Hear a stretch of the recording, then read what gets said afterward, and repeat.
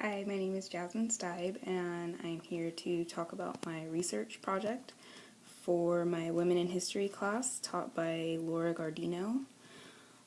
First and foremost, I did my project on my own family, and the artifacts that I used were 2 pillboxes that belonged to my great-great-grandmother.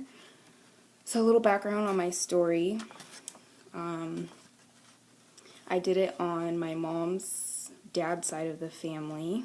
My great-uncle Brooke Hart was kidnapped and murdered in the 1930s in San Jose, California, and it was a huge landmark case.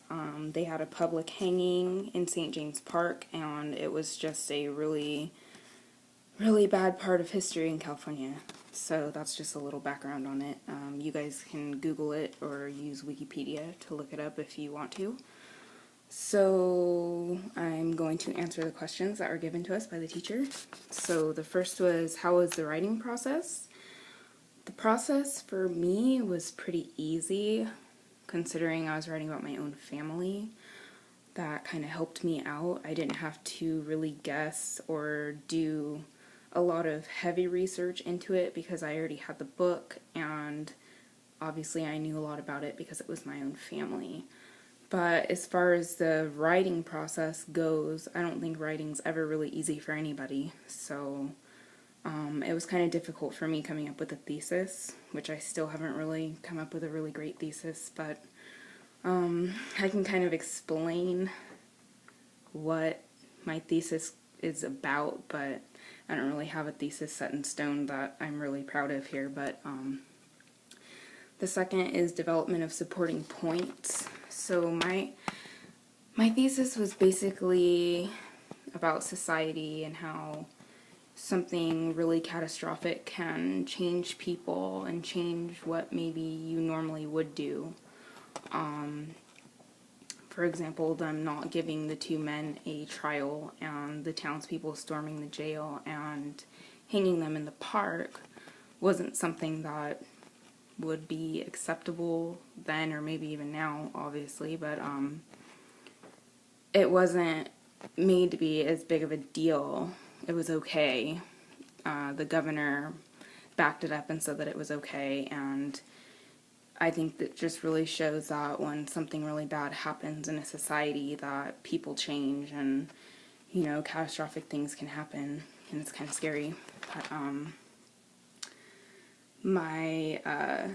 my story ties into my artifacts because my great-great-grandmother, after the whole kidnapping and murder of my great-uncle, she wasn't really all there, and me and my sister got her pillboxes passed down to us by our great-grandfather, and I mean, I didn't really know much about her, so it was really cool looking into the story and finding out more about my great-grandmother, even though there wasn't, or great-great-grandmother, even though there wasn't very much on her.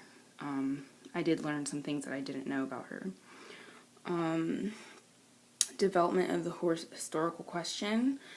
My question just basically goes back to my thesis. My question was just about, society and how do, murders of prominent people in society affect the people in the society. And hardships in my research project were probably trying to tie it to women in general. There wasn't very much, like I said, about my great-great-grandmother, so I kind of had to wing it and try to tie it in as best as I could. But I feel that it was interesting enough of a story that my teacher kind of let me, go with what I had, and I really appreciate that because it was really hard to kind of stay on the topic that we have in the classroom. What have I learned? I learned more in depth about the story. I had already read the book, I already knew the story, so I guess I just kind of brushed up on it. I already knew, so that's pretty much why I used it. It was an easy subject for me to use for this project. My sources, I guess I have to say I love my sources because they were my own family. And I love the book Swift Justice. that book is amazing, and I think everybody should read it. It's a fun read, not just because it's my family, but it really is an interesting book. And it's about, the Bay Area. Skills that I learned, probably research skills. I've learned how to find, primary sources, secondary sources.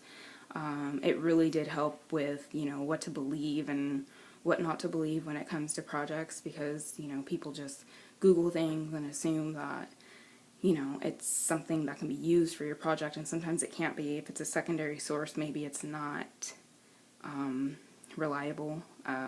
Primary sources obviously are reliable because they're primary sources. So